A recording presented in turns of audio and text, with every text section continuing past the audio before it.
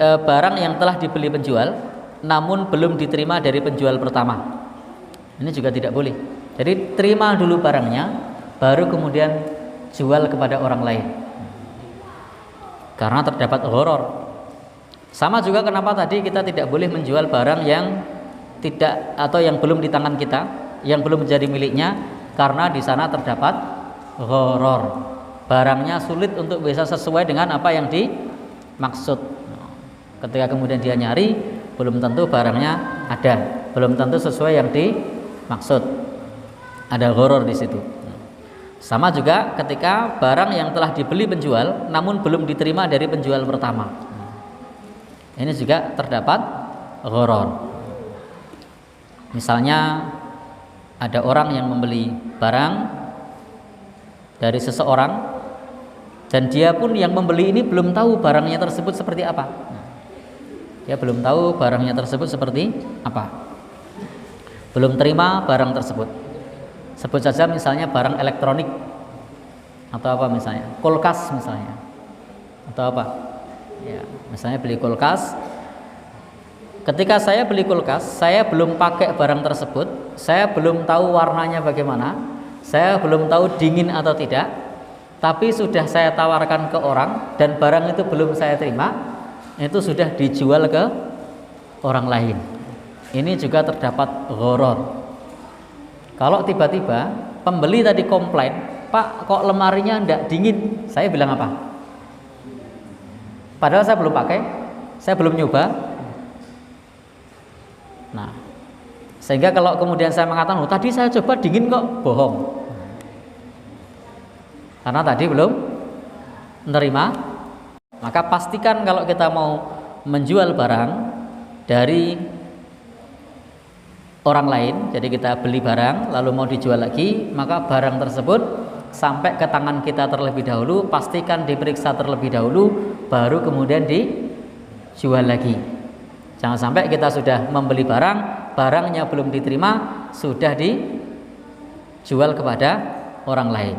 Ini mengandung gharar. Ketika kemudian dikomplain, ini bisa menjadikan seseorang tersebut kemudian untuk menjaga reputasinya justru malah berbohong. Na'udzubillahi min dzalik. Jual beli ini dilarang oleh Nabi Shallallahu Alaihi Wasallam. Masih riwayat dari Hakim ibn Hizam. Semoga Allah Subhanahu Wa Taala meridhoinya. Ia berkata, Ya Rasulullah, inni ashtari buyu'an. Wahai Rasulullah, saya melakukan jual beli. Fama yahillu li minha wa ma yahrumu alayya. Jadi apakah yang beliau lakukan, jual beli, halal dan haram? Qala, maka Rasulullah sallallahu alaihi wasallam mengatakan, ketika Hakim ibn Hizam berkata kepada Rasulullah, wahai Rasulullah, saya sering melakukan jual beli, apa jual beli yang halal dan yang haram. Maka Nabi bersabda, ya bana akhi, wahai anak saudaraku, idza ishtaraita minha bai'an, kalau engkau membeli, jadi bila engkau membeli sebuah barang, fala tabi'hu, janganlah engkau menjualnya hatta takbidahu, sampai engkau menguasai barang tersebut.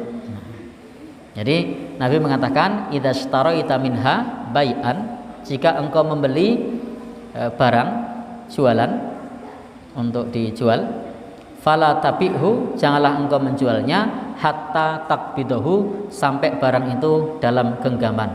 Jadi sampai barang itu dikuasai. Nah, Bapak Ibu yang berbahagia, yang dirahmati oleh Allah Subhanahu wa taala, ini juga kritik bagi lembaga keuangan syariah ketika melakukan praktek murabahah atau transaksi jual beli seperti di lembaga keuangan syariah, misalnya ada koperasi syariah atau BMT atau yang lain, maka hendaknya transaksi murabahah, transaksi jual beli itu dilakukan setelah barang dibeli, setelah barangnya ada. Bukan menandatangani transaksi jual beli tapi barangnya belum ada.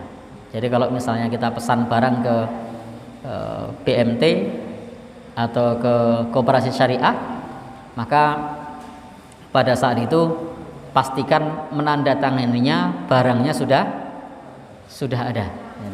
Bukan barangnya belum ada tapi sudah ditandatangani.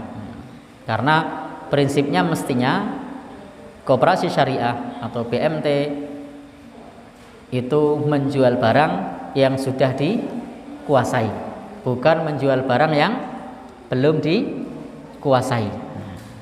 Sehingga kalau dia menjual barang yang belum dikuasai, di sana terdapat gharar. Bukan cuma gharar, itu bisa jadi hanya sebagai hilah atau rekayasa syariat. Naudzubillahi min dzalik. Maka biar tidak terjatuh dalam rekayasa syariat, maka akad murabahah itu ditandatangani setelah barang itu dikuasai oleh lembaga keuangan syariah. Sama juga di sini ketika kita mau menjual barang, sementara kita juga beli dari pihak lain, maka barang tersebut dikuasai dulu baru kemudian dijual. Dikuasai dulu baru kemudian dijual.